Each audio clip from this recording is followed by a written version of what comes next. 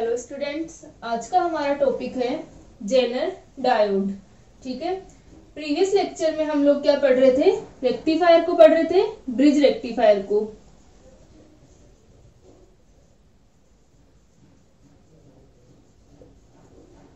ठीक है, और आज के लेक्चर में हम पढ़ेंगे जेनर डायोड को कि जेनर डायोड क्या होता है और जो सिंपल डायोड जो कि रेक्टिफिकेशन के लिए हम रेक्टिफायर में यूज करते हैं उनसे किस प्रकार डिफरेंट होता है। ठीक है, तो इसको पढ़ने से पहले हम लोग पढ़ते हैं कि जो ब्रिज रेक्टिफायर जो कि हम प्रीवियस लेक्चर में पढ़ रहे थे उसके अंदर हमने क्या निकाला था? ब्रिज रेक्टिफायर के लिए आउटपुट करंट का मान लिखा था। ठीक है, वो अपने पास में क्या आया था? I1 equal to IM sine omega T.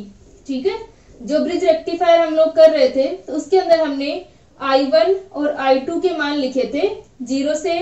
एक तो हमारा T/2 रीजन था और एक अपना क्या था? T/2 से T रीजन था। तो जब हमारा T/2 0 से T/2 रीजन होगा तब हमारे पास में करंट का मान ये था और I2 हमारी क्या थी? 0 थी। ठीक है, और जो अपने पास में T/2 से T रीजन होगा उसमें I1 0 होगी और I2 इक्वल टू माइनस का IM साइन ओमेगा टी होगा। ठीक है, ये रीजन अपना कहां से कहां तक का होगा? T/2 से T का रीजन। ठीक है, तो इस रीजन में अपने पास में जो करंट की वैल्यू आई थी वो क्या आई थी? ठीक है, I1 इक्वल टू 0 और I2 इक्वल टू माइनस का IM साइन ओमेगा टी। तो यहां तक हमने इसके अंदर पढ़ लिया था ब्रिज रेक्टिफायर को। अब हम क्या करते हैं कि ब्रिज रेक्टिफायर के अंदर अपने पास में आउटपुट करंट का मान आ गया तो हमें क्या निकालना होता है? रिपल फैक्टर निकालना होता है।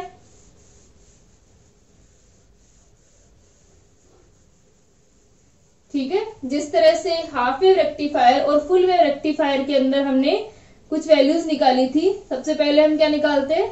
डीसी करंट या करंट की एवरेज वैल्यू। ठीक है, तो हम लिख सकते हैं एवरेज वैल्यू ऑफ करंट। ठीक है, धारा का औसत मान, यानी जो हमें पल्सेटिंग डीसी मिल रही थी उसकी एवरेज वैल्यू।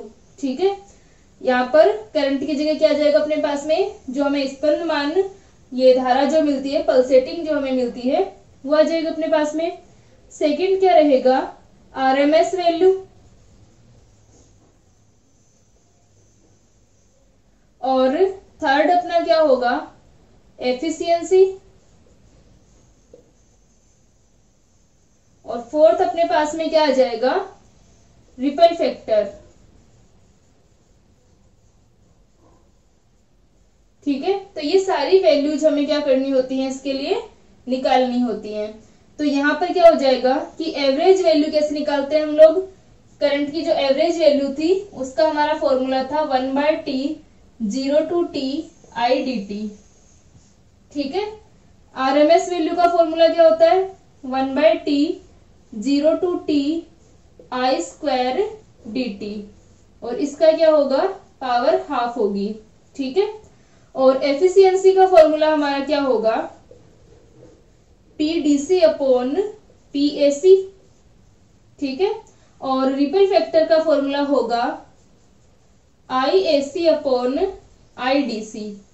ठीक है, यही अपने पास में सारी वैल्यूज हम लोग क्या करते हैं? ब्रिज रेक्टिफायर के लिए निकालते हैं, यानी ब्रिज रेक्टिफायर के लिए भी ये सारी वैल्यूज कैलकुलेट कर सकते हैं। ठीक है, तो ये सारी की सारी जो वैल्यू आएंगी सेम आती है जिस प्रकार की फुल वेव रेक्टिफायर के लिए आएंगी।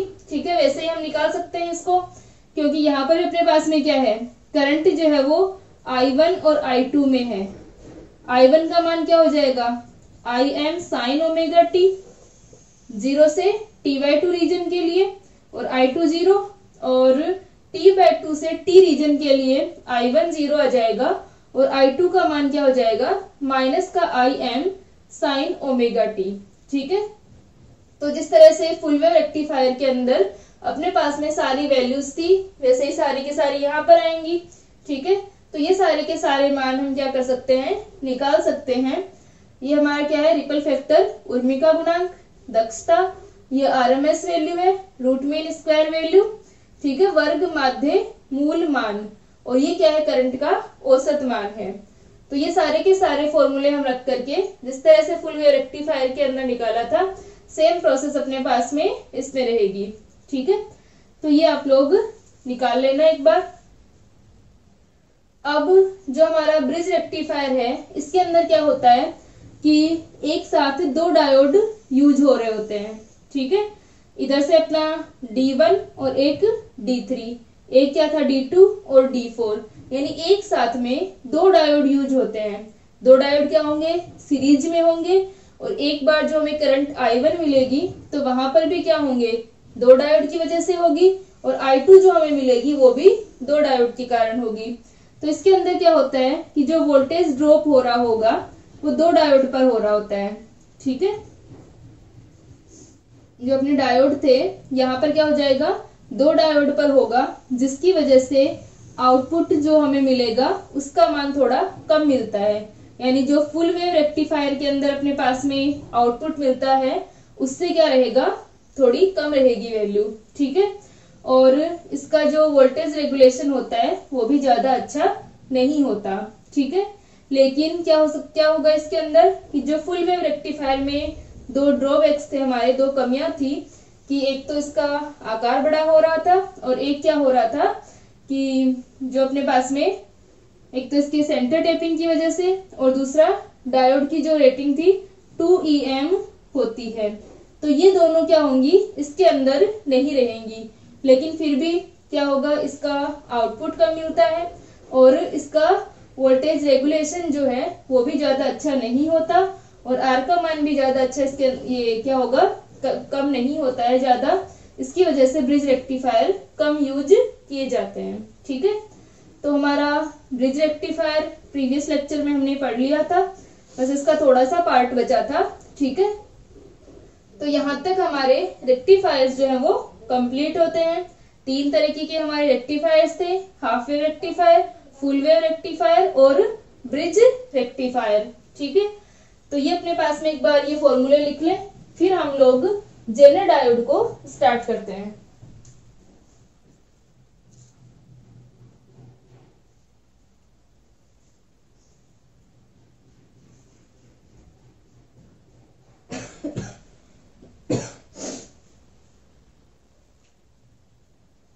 ठीक है, तो यहां तक हमारा क्या हो गया, ब्रिज रेक्टिफायर।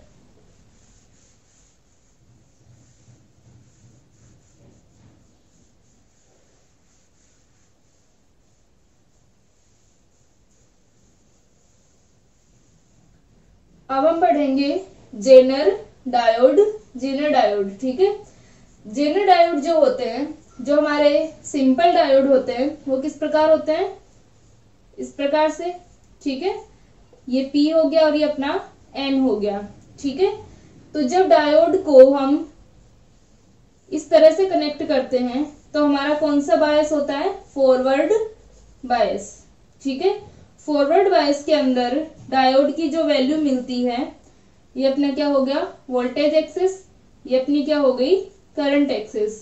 ठीक है, तो ये अपन ग्राफ बना रहे हैं फॉरवर्ड बायस के लिए, पॉजिटिव वोल्टेज के लिए। ठीक है, तो जब ये पॉजिटिव से और ये नेगेटिव से कनेक्टेड है, ये हमारी क्या हो गई, फॉरवर्ड बायस अग्र बायसित।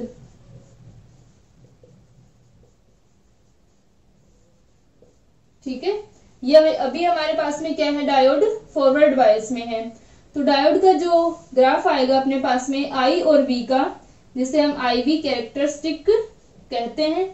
ठीक है, तो IV कैरेक्टरिस्टिक में हमारे पास में क्या होगा कि ये इस प्रकार से वैल्यू आती है। ठीक है, थोड़ी देर के लिए क्या होगा, यहाँ से हमें I का मान नहीं मिलता है, डायोड की कुछ नी वोल्टेज होगी, उसके बाद में क्या होगा, उसके बाद में हमें करंट मिलना शुरू होती है। ठीक है, और इस प्रकार से हमें करंट मिलती रहती है। ठीक है, ये हमारी क्या होगी, फॉरवर्ड बायस की कंडीशन हो गई। अब हम बात करें रिवर्स बायस की।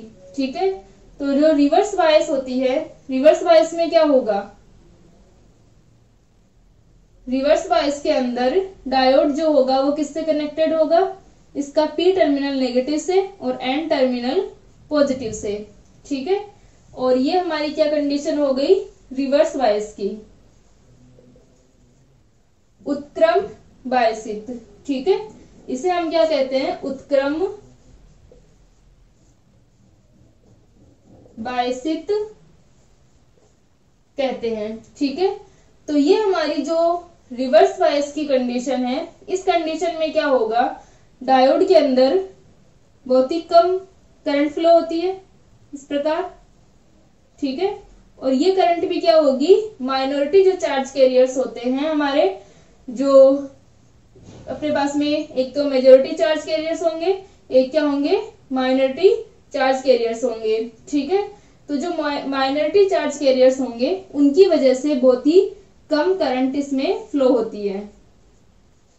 ठीक है, जब हमने डायोड को रिवर्स बायस में कनेक्ट किया हुआ है तो क्या हो जाएगा, अपने पास में बहुत ही कम करंट फ्लो होगी।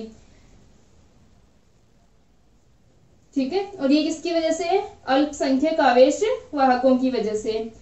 तो यहां से क्या होगा कि जब हम रिवर्स बायस के अंदर वोल्टेज को क्या कर रहे हैं, एक लिमिट से ज्यादा बढ़ा रहे हैं। ठीक है, ये मान लो कुछ वैल्यू है वोल्टेज की, और इससे ज्यादा अगर हम इसको बढ़ाते हैं तो क्या हो जाता है, करंट की जो वैल्यू है वो अचानक से बढ़ जाती है। ठीक है, इसमें जो चेंज होगा करंट में वो क्या होगा, सहसा होगा, अचानक एब्रप्ट होगा। ठीक है,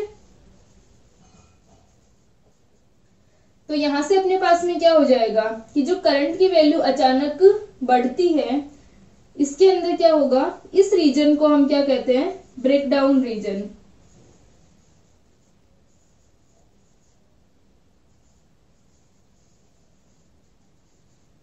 ठीक है, इसे हम ब्रेकडाउन रीजन कहते हैं। ये क्या होगा, भंजन प्रभाग।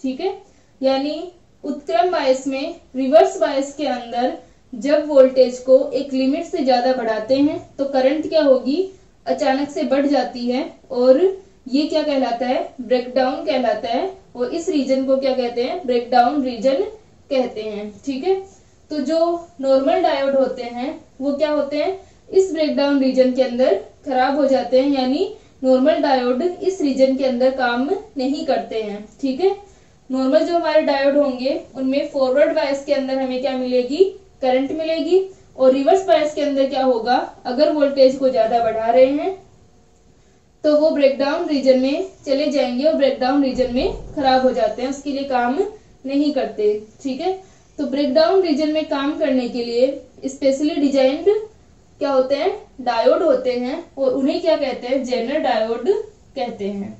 ठीक है, तो हमारे जो जेनर डायोड होंगे वो किस, इसमें ब्रेकडाउन रीजन में काम करने के लिए बनाए जाते हैं। ये इसी प्रकार स्पेशली डिजाइन होते हैं कि ये ब्रेकडाउन रीजन में काम करते हैं। ठीक है, तो अब हम जेनर डायोड को पढ़ते हैं।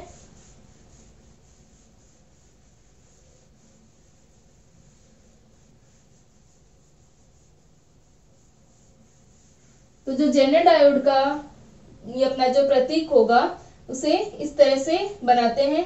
जो नॉर्मल डायोड जो होते हैं उनको हम किस तरह से बनाते हैं, इस प्रकार, और जो जेनर डायोड होगा उसे थोड़ा सा इसे एन को इस प्रकार किया हुआ होता है। ठीक है, और यहां से अपने पास में क्या होगा कि जो जेनर डायोड है, ठीक है, ये हमारा क्या होगा, जेनर डायोड का निरूपण है। तो जो जेनर डायोड होंगे क्या हो जाएंगे कि जब उत्क्रमित बायस में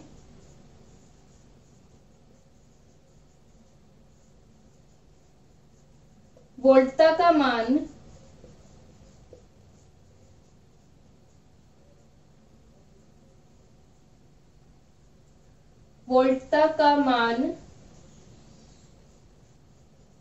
एक सीमा से अधिक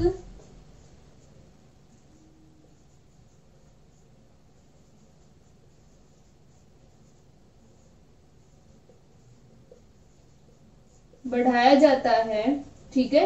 रिवर्स में क्या कर रहे हैं, वोल्टेज का मान बढ़ा रहे हैं, ठीक है। यहां पर लिख लेना कि जब डायोड में, पीएन संधि डायोड में, ठीक है,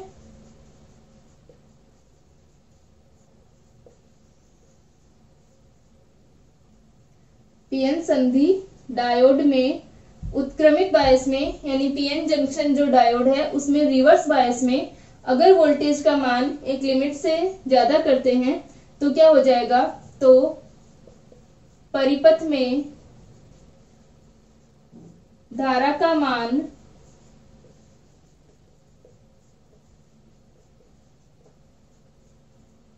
एकाएक बढ़ जाता है, या हम कह सकते हैं कि अचानक बढ़ जाता है,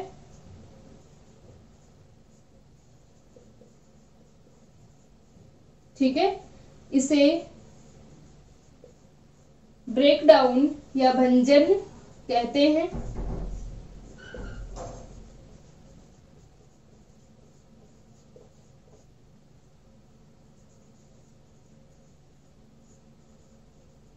ठीक है, तो इसे क्या कहते हैं, भंजन कहते हैं। साधारण डायोड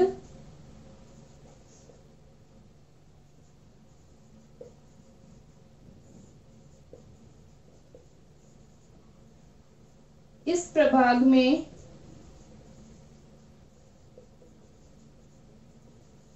कार्य नहीं करते हैं,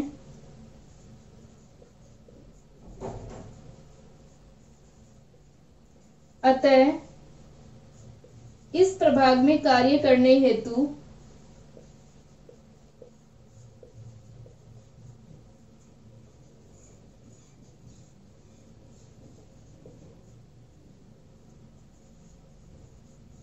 ठीक है, इस प्रभाग में कार्य करने हेतु क्या बनाए जाएंगे, एक स्पेशल डायोड बनाए जाते हैं, ठीक है। और वो क्या होते हैं, हमारे जेनर डायोड होते हैं।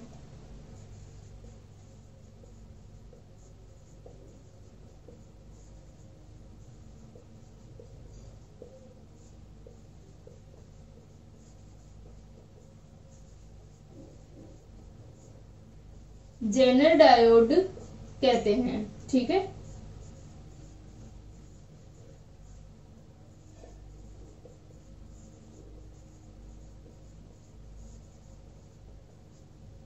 ठीक है, तो क्या हो जाएगा कि जब रिवर्स बायस के अंदर वोल्टेज का मान एक लिमिट से ज्यादा बढ़ाते हैं तो क्या हो जाता है कि जो डायोड है वो ब्रेकडाउन रीजन में चला जाता है, करंट का मान अचानक बढ़ जाता है और इस रीजन के अंदर क्या होगा, काम करने के लिए जो स्पेशली डिजाइंड होंगे वो हमारे डायोड क्या कहलाते हैं, जेनर डायोड कहलाते हैं, ठीक है। इसको लिख ले।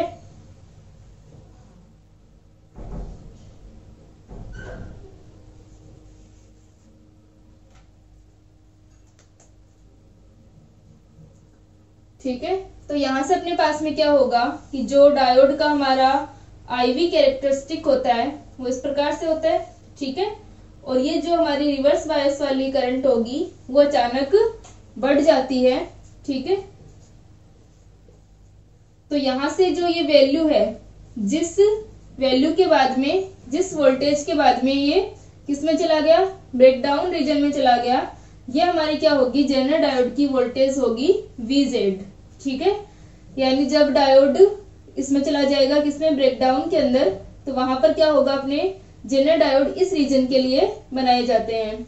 यानी जेनर डायोड को हम क्या करते हैं, सर्किट के अंदर रिवर्स बायस में लगाया जाता है, ठीक है। तो यहां तक हो गया अपना।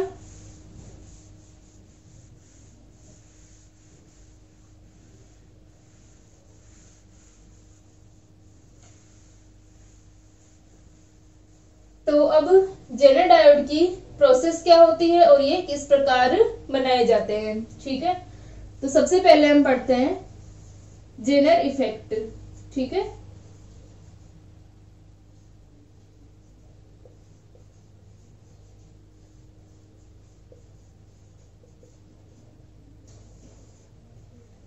जेनर डायोड जो होते हैं इसके अंदर क्या होगा कि जो हमारे पास में P और N जंक्शन है, ठीक है, P और N दोनों के अंदर ही क्या की जाती है, हेवी डोपिंग क्या होगी, अधिक मात्रा में मादित होंगे ये, ठीक है।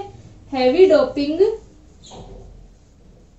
की जाएगी, यानी मादित जो होते हैं ये, वो क्या होगा, इनमें अशुद्धि का जो मिश्रण होगा वो अधिक होगा, ठीक है। तो हैवी डोपिंग होगी इनके अंदर, पी के अंदर भी और एन के अंदर भी अपने पास में। तो क्या हो जाएगा, जो अवक्षय परत होती है, डिप्लेशन लेयर जो होती है,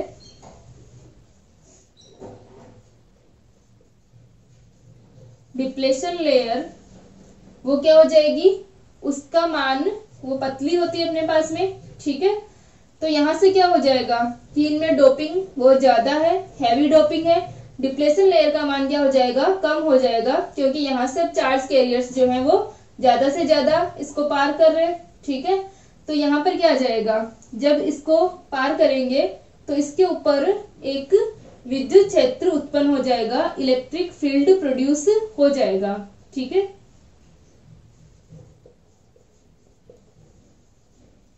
किस प्रकार होगा अपने ये, जिस प्रकार हमारा पीएन जंक्शन के अंदर क्या होता है कि ये अपना पीएन संधि डायोड है,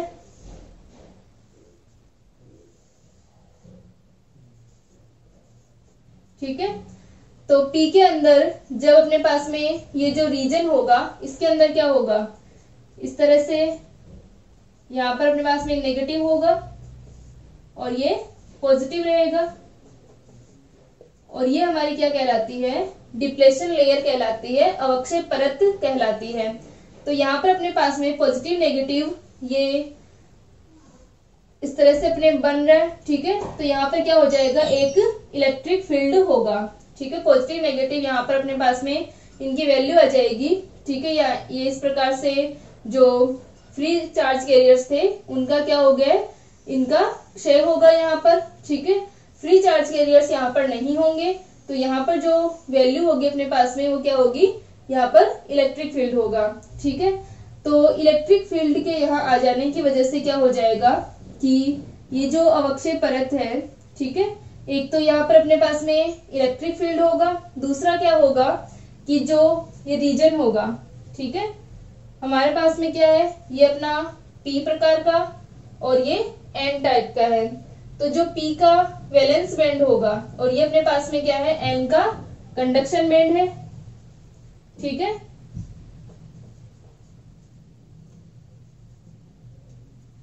तो जब इसके अंदर हम क्या कर रहे हैं कि शून्य बायस अवस्था है, यानी जीरो वोल्टेज अभी अप्लाई किया हुआ है, उस कंडीशन में भी क्या हो जाएगा कि यहाँ पर इलेक्ट्रिक फील्ड का मान ज्यादा हो जाता है, क्योंकि इसके अंदर जो डोपिंग होगी वो क्या होगी, हैवी डोपिंग होगी, ठीक है। तो इलेक्ट्रिक फील्ड का मान क्या होगा, अधिक होगा। और दूसरा क्या होगा कि जब रिवर्स बायस के अंदर वोल्टेज को बढ़ाते हैं, यानी उच्च उत्क्रमित बायस अगर करें, तो क्या हो जाएगा कि इस इलेक्ट्रिक फील्ड का मान और अधिक हो जाता है, ठीक है। तथा जो ये पी टाइप है अपना, इसका जो वैलेंस बैंड होगा, संयोजकता बैंड, ये क्या हो जाएगा, ये जो अपना एन टाइप है इसके कंडक्शन बैंड के पास आ जाता है, ठीक है। तो एक तो क्या हो गया कि जो हैवी डोपिंग हो रही है उसकी वजह से इलेक्ट्रिक फील्ड प्रोड्यूस हो गया, ठीक है। इलेक्ट्रिक फील्ड अपना यहाँ पर जो ये पॉजिटिव और नेगेटिव दोनों साइड बनेंगे अपने, इनकी वजह से यहाँ पर क्या हो गया, इलेक्ट्रिक फील्ड हो गया ये इस प्रकार से। तो यहाँ से इलेक्ट्रिक फील्ड प्रोड्यूस हुआ और ये इलेक्ट्रिक फील्ड क्या हो जाएगा, जीरो बायस की कंडीशन में भी रहेगा, और जब रिवर्स बायस को बढ़ाएंगे तो यहाँ पर इलेक्ट्रिक फील्ड का मान बढ़ेगा और इसका वैलेंस बैंड जो है वो कंडक्शन बैंड के पास आ जाएगा, जिसकी वजह से क्या हो जाएगा, पी से एन की ओर इलेक्ट्रॉन्स का फ्लो स्टार्ट हो जाएगा, ठीक है। तो ये जो इलेक्ट्रॉन्स का फ्लो हो रहा है पी से एन की ओर, इसे क्या कहते हैं, ये टनलिंग इफेक्ट के द्वारा पॉसिबल होगा।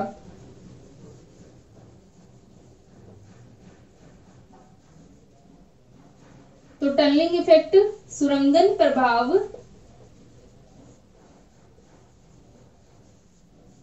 ठीक है।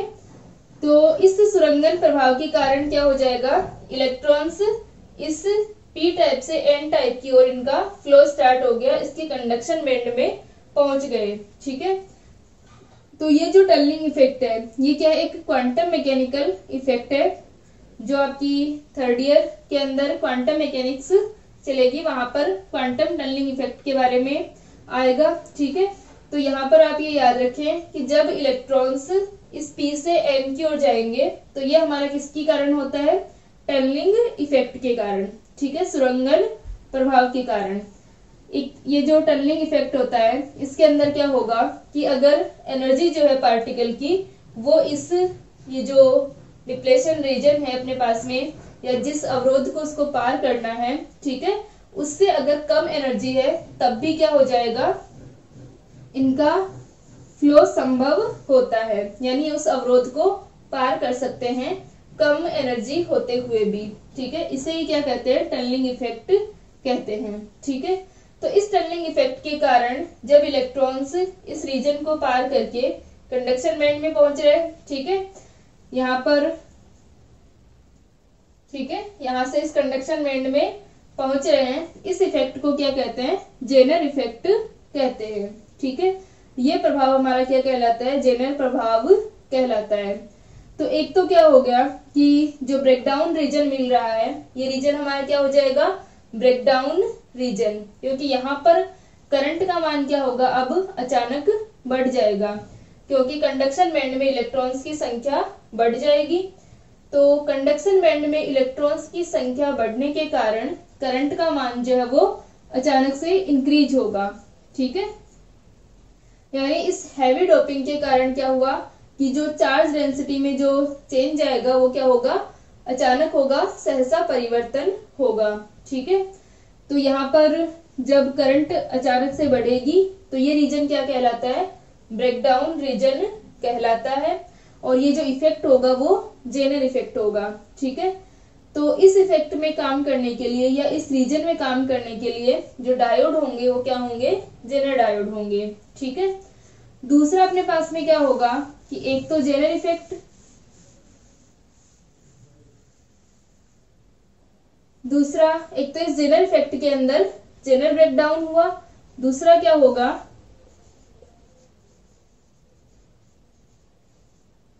Avalanche भंजन, avalanche breakdown.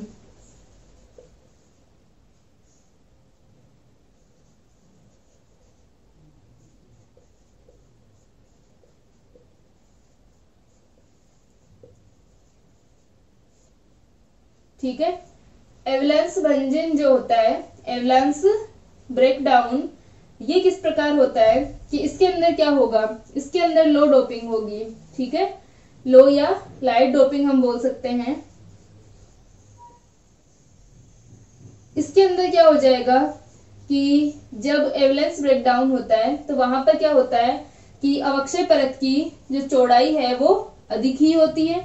ठीक है, यहाँ पर तो क्या हो रही थी, हैवी डोपिंग थी, तो ये जो हमारी अवक्षय परत थी, डिप्लेशन लेयर जो थी, उसकी चौड़ाई बहुत कम थी, यानी एक पतली डिप्लेशन लेयर यहाँ पर बन रही थी। ठीक है, एवलांस ब्रेकडाउन के अंदर क्या होता है कि इस अवक्षय परत का मान ज्यादा ही होता है। ठीक है, लेकिन जो बायसिंग होती है, रिवर्स बायसिंग, उसके अंदर रिवर्स बायस वोल्टेज बहुत अधिक होता है। ठीक है, तो रिवर्स बायस वोल्टेज अधिक होगा तो यहाँ पर जो इनका क्षय हो रहा होगा चार्ज कैरियर्स का, वो भी यहाँ पर अपने पास में क्या आ जाएगा, ठीक है, ज्यादा होगा, और इलेक्ट्रिक फील्ड का मान भी क्या हो जाएगा, बढ़ जाएगा। ठीक है, तो इलेक्ट्रिक फील्ड का मान बढ़ेगा तो उसके कारण क्या होता है कि जो कुछ इलेक्ट्रॉन्स होंगे वो एनर्जी ग्रहण कर लेते हैं। ठीक है, इलेक्ट्रॉन्स एनर्जी ग्रहण करके क्या होंगे कि ये पार कर जाते हैं अवक्षय परत को। ठीक है, और इनके बीच में जो इलेक्ट्रॉन्स हैं बाकी इलेक्ट्रॉन्स के साथ में कोलिजन करते हैं। ठीक है, और ये और इलेक्ट्रॉन होल युग्म को फ्री कराने में सक्षम हो जाते हैं। ठीक है, तो और इलेक्ट्रॉन होल युग्म बनते जाते हैं जिसके कारण क्या होगा, इलेक्ट्रॉन्स फ्री हो रहे हैं तो फ्री चार्ज कैरियर्स बढ़ जाएंगे और करंट जो होगी वो अचानक बढ़ जाती है, और इसे, इस ब्रेकडाउन को क्या कहते हैं, एवलांस ब्रेकडाउन कहते हैं। ठीक है, तो इस ब्रेकडाउन के अंदर भी क्या हो गया कि जो डायोड है वो ब्रेकडाउन रीजन में चला गया। ठीक है, तो जो हमारा ब्रेकडाउन है वो चाहे जेनर इफेक्ट की वजह से हो या एवलेंस इफेक्ट की वजह से हो। अगर जेनर या एवलेंस किसी के भी कारण डायोड जो है वो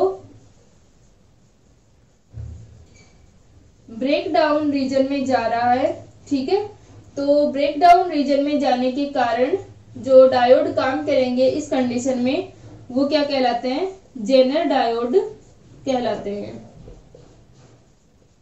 ठीक है। तो यहां से क्या हो गया कि जो ब्रेकडाउन हो रहा है वो चाहे जेनर इफेक्ट के कारण हो या फिर एवलेंस इफेक्ट के कारण हो, क्या होगा, इस डायोड इस रीजन में काम करने के लिए जो डायोड बनाए जाते हैं वो क्या होंगे, जेनर डायोड कहलाएंगे, ठीक है। यहां तक करें इसको एक बार।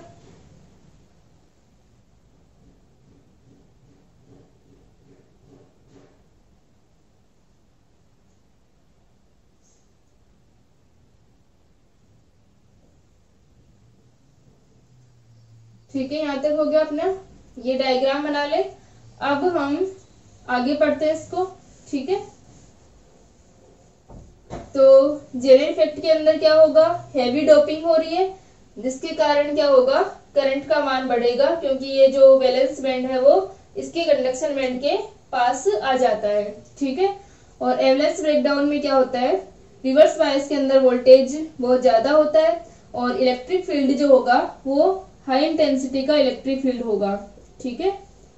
तो हाई इंटेंसिटी का इलेक्ट्रिक फील्ड होने के कारण क्या हो जाएंगे, जो अपने पास में सहसंयोजी आबंध होते हैं वो टूटने लगते हैं, ठीक है, जिसके कारण क्या होगा कि इलेक्ट्रॉन्स फ्री हो जाएंगे और करंट का मान अचानक बढ़ता है, ठीक है। तो ये हमारा क्या था, जेनर डायोड था, यानी जेनर डायोड को ब्रेकडाउन रीजन में काम करने के लिए बनाया जाता है और इसे रिवर्स बायस में कनेक्ट करते हैं, ठीक है।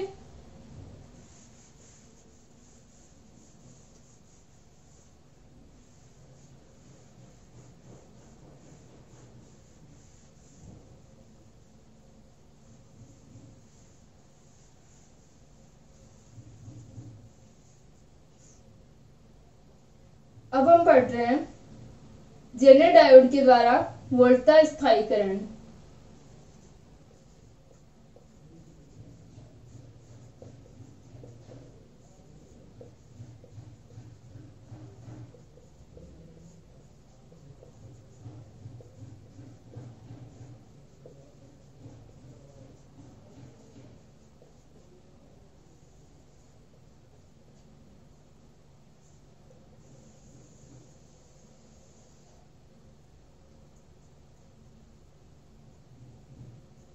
ठीक है, वोल्टेज स्टेबलाइजेशन बाय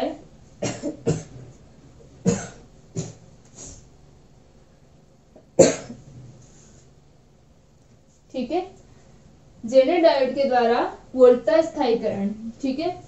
इसको हम, ये जो स्थायीकरण होता है, स्टेबलाइजेशन होता है, वो क्या होता है, ठीक है, ये हमारा स्टेबलाइजेशन। हमने पढ़ा कि जो हमारे रेक्टिफायर होते हैं, रेक्टिफायर से जो आउटपुट हमको मिलता है वो क्या होता है, पल्सेटिंग डीसी होती है, स्पंदमान दिष्ट वोल्टता मिलती है, ठीक है। यानी क्या होगा कि जो आउटपुट है, आरएल पर जो आउटपुट मिलता है उसके अंदर क्या आता रहता है, चेंज आएगा, उसमें जो वैल्यू होगी वो कांस्टेंट वैल्यू नहीं होगी, ठीक है। हमारा जो भी आउटपुट होगा वो कांस्टेंट नहीं होगा। तो इसके अंदर जो चेंज हो रहा होता है, या हम कहें कि जो इरेगुलेशन है, अनियमन जो है, ठीक है,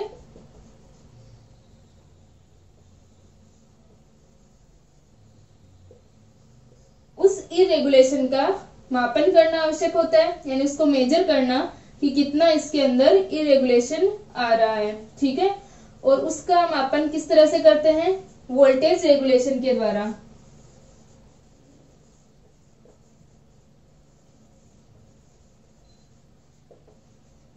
VR, जो कि हमने रेक्टिफायर के साथ में पढ़ा था कि वोल्टेज रेगुलेशन से हम इस अनियमन का, इरेगुलेशन का मेजरमेंट करते हैं। ठीक है, और वी आर हम किस प्रकार निकालते हैं, जो हमारा परसेंटेज वी आर है उसको हम निकालते हैं V no load minus V full load upon V full load into 100%।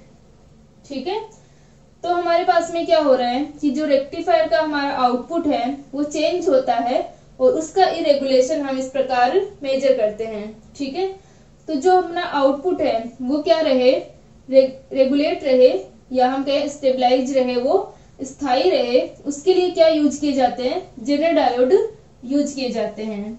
ठीक है, जेनर डायोड को अगर आरएल के पैरेलल में लगा देते हैं, ठीक है, कि आरएल के पैरेलल में क्या लगा दें, जेनर डायोड लगा दें, तो क्या होगा कि जेनर डायोड का जब जेनर डायोड किसमें प्रवेश कर जाता है, ब्रेकडाउन रीजन के अंदर, तो जो VZ इसकी वैल्यू होगी वही क्या मिलेगा, आउटपुट मिलेगा। ठीक है, यानी ये वोल्टता नियंत्रक के रूप में कार्य करता है, यानी जेनर डायोड को वोल्टता नियंत्रक, वोल्टेज रेगुलेटर के रूप में या वोल्टेज स्टेबलाइजेशन करने के लिए काम में लिया जाता है। ठीक है, अब जेनर डायोड के द्वारा वोल्टेज स्टेबलाइजेशन कैसे होता है, ठीक है, और जैसे कि ये हमारा जो ये जेनर डायोड है इसको क्या करते हैं, एक रेजिस्टेंस हो गया, और ये हमारा VI, ये VI जो है वो रेक्टिफायर का आउटपुट है। ठीक है, तो जो आउटपुट मिला उसके लिए जो हमारा RL पर मिलेगा उसके साथ में हम क्या कर देते हैं, एक VZ को कनेक्ट कर देते हैं। ठीक है, तो किस प्रकार से डायोड से इससे हम क्या कर सकते हैं, वोल्टेज को रेगुलेट कर सकते हैं, ये हम नेक्स्ट लेक्चर में पढ़ेंगे। ठीक है, तो जो हमारा वोल्टता नियमन होगा, ठीक है, वोल्टेज रेगुलेशन अपना ये होता है, इससे ये मेजर किया जा सकता है कि कितना अनियमन आ रहा है, इरेगुलेशन आ रहा है, जो कि आउटपुट रेक्टिफायर से मिला। ठीक है, और उसके बाद में जेनर डायोड को यूज करके इसको रेगुलेट किया जाता है। ठीक है, तो जेनर डायोड के द्वारा वोल्टता स्थायीकरण को हम नेक्स्ट लेक्चर के अंदर पढ़ेंगे।